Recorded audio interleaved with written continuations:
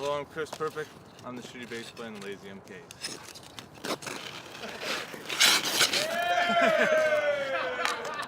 Hi, I'm Etienne. I play steel.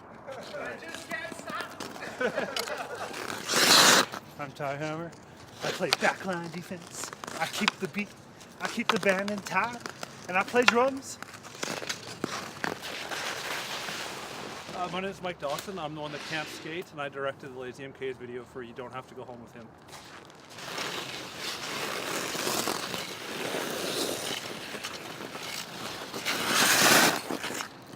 I'm Brian with Buzzcity.ca, and you're about to get MK'd. How did you guys end up working with this Mike Dawson fellow on this video? Well, our first record came out on Mike's label at the time, which was Young Soul, and we knew Mike from around the scene. He runs Library Voices, and so at one point he came up with his idea. He said, "Let's do a video," and we said, "Yeah, well, let's go for it." So it just kind of came together just from kind of knowing him around the scene. Nice. Chris, tell me about the song that you guys picked to do the video. Well, it was kind of a party song, and we got the idea from a local bar in town, and so the song is called "You Don't Have to Go Home with Them," and it had a pretty good vibe, and it kind of amps up at the end, and we wanted to have fun with it.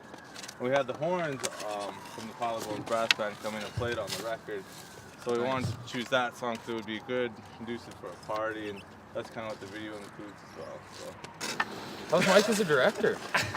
Was he that guy that's like, my coffee's too cold and there's not 14 creamers in here, throws it at people and you have to start all over? Like, let's tell me about Mike directing. I think it was more like, well, I always like Mike's stories about his favorite trick. He'd tell people to do something and then we'd do it, and then he'd just keep the camera rolling after that, and whatever happened after they stopped, that was kind of what more made it in the video, it seemed like. So he's one of those Zen directors. That's right. You don't know what's happening. You didn't even tell Pipes until the end what his role was in the movie or the film itself. And Yeah, I thought I'd get a more honest yeah, performance. I think it was great. Yeah, and you can. Well, I mean, someone without the know couldn't tell, I suppose, but I could after I heard the story. It makes a lot of sense. Yeah. Reaction. Yeah, Piper got dumped in the end of the video, and his expression to end the video is really what makes the video. Ties it all together. Yeah. So it was kind of like not necessarily totally scripted all the way through. It was kind of...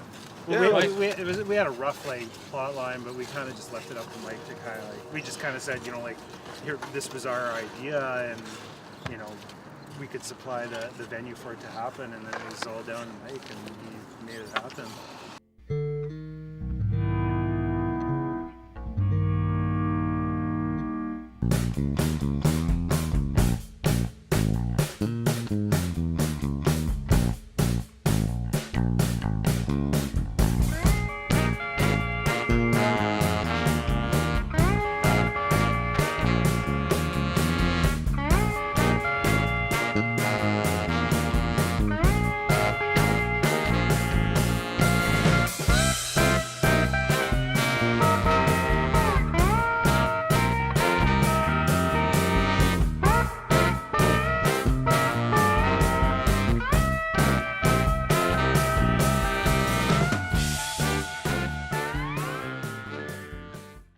Ty, where do you think the inspiration came from for the video itself? There's obviously a party vibe going on. And where do you guys think of this? Well, it stems from the song itself being written about an anecdote that Chris experienced again at a local establishment where he was giving a young lady advice that was unasked for, I suppose, and unfollowed as well, and we just figured it would suss out to a good story that something that's universally translatable, and when everybody gets a chance to see the video, they'll relate to at least one sides of the three prongs of the story, I suppose. I remember growing up as a kid, and I grew up in rural Saskatchewan, and we didn't have a lot of access to record stores or anything, and so for me late night much music back when they used to play videos, there would be Indie Street and City Limits and these the equivalent of Brave New Wave for music videos, and it was just sort of it's just kind of like musicians that were on the same page as people making films. You can tell it was their friends, and they were just this attitude of, you know, we can do this and go for it. And so it's about, you know, storytelling. It wasn't about overacting, and it wasn't about like special effects or pretension just to be pretentious. And that's kind of what I've always loved about music videos, is that, you know, you kind of get lost in the little story for a couple minutes. And so that's, I mean, what I set out to do is, from that perspective, I mean, from the technical end, I learned a whole shitload I wish I could go back and redo, but I mean, next time. But that storytelling process must have come pretty naturally, though, working with these guys and having a song set out. That Yeah, is an for sure. evolution. I mean, and it's interesting. From my perspective, the most exciting part was that, I mean, it's an instrumental song, and so, you know, they have their own internal stories that exist behind all the songs, and I don't think they're always just well known to the casual listener, and so to get a little insight into where that song came from and the title came from, and to build off that, I mean, it's, you know, A, it's nice because they make cinematic music, and B, it's nice because I don't have to sync up the footage with anyone singing along. Well, what kind of blew me away was just, I think the song is it's just under 3 minutes or something. 2.5 minutes. And we have this like big long story, and then like somehow Mike fit it all in. It was just like shot. And it's like there's a story. Yeah. How'd that happen? Without feeling too you know, ADD. It's just, it's like there's lots of cuts, but it doesn't feel like it's like, you know, you're rocking out to it every Good beat or pace. anything. Yeah, it's great. Yeah. It flows along. Mike, is there a point somewhere in the video that you're just like, yeah? Because there's always that one cut, you know, that one shot, that one scene that you absolutely love, and you know that's the centerpiece of it. Was there anything like that?